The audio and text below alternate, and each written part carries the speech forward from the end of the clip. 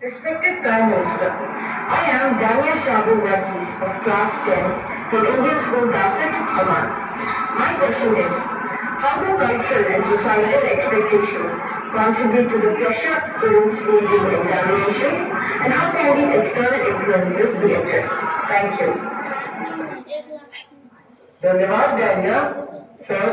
विश्व के सबसे बड़े लोकतंत्र भारत की राजधानी दिल्ली स्थित गवर्नमेंट सर्वोदय बाल विद्यालय बुराड़ी से मोहम्मद अर्श हमसे ऑनलाइन जुड़ रहे हैं और आपसे अपने मन के संदेह का निवारण चाहते हैं।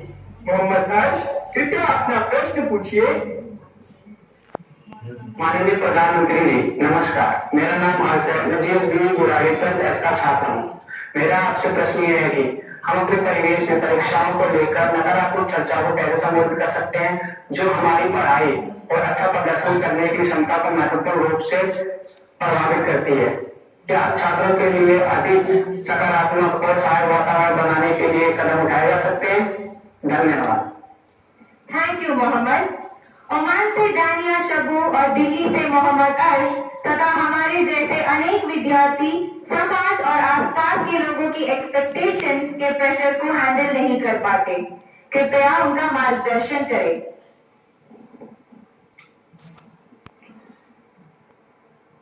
शायद मुझे बताया गया कि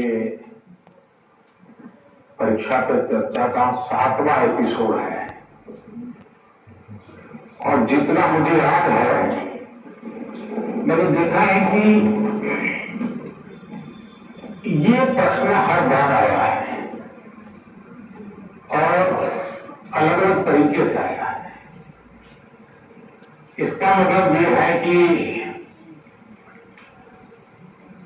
7 साल में 7 अलग अलग बैचेज इस परिस्थितियों से गुजरी है और हर नई बैच को भी इन्हीं समस्याओं का सामना करना पड़ रहा है। अब विद्यार्थियों की बैच तो बदलती है लेकिन टीचर की बैच इतनी जल्दी बदलती नहीं है। अगर टीचर्स ने इन अब तक जितने मेरे एपिसोड हुए हैं उसमें मैंने इन बातों का जो वर्णन किया है, अगर उसका कुछ न कुछ उन्होंने अपने स्कूल में एड्रेस किया हो तो शायद हम इस समस्या को धीरे धीरे कम कर सकते हैं। उसी प्रकार से हर परिवार में ज्यादातर हो सकता है बड़े बेटे ने या बेटी ने पहले एक आध बार एक पढ़ाई हो लेकिन उनके लिए ज्यादा एक्सपीरियंस नहीं है। लेकिन हर माँ बाप ने किसी न किसी रूप में इस समस्या को जरूर अनुभव किया है। अब सवाल यह है कि को झेलने के लिए सामर्थ्यवान बनाना चाहिए, रोते बैठना नहीं चाहिए।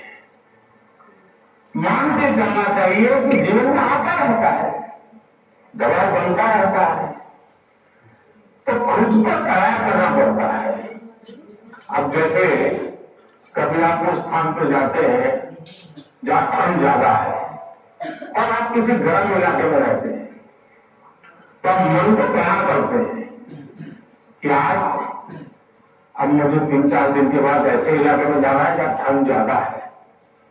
तो मन से आप तैयार करते हैं तो धीरे धीरे तो लगता है पहुंचने बाद कभी लगता है यार मैंने तो सोचा था उससे तो ठंड कम है, क्योंकि आपने मन से तय कर लिया है। और इसलिए आप टेम्परेचर कितना है कितना नहीं वो देखने की जरूरत नहीं पड़ती, आपका मन तैयार हो जाता है। वैसे ही दबाव को हमने अपने तरीके से मन से एक बार इस स्थिति से जीतना है, एक तो संकल्प करना है।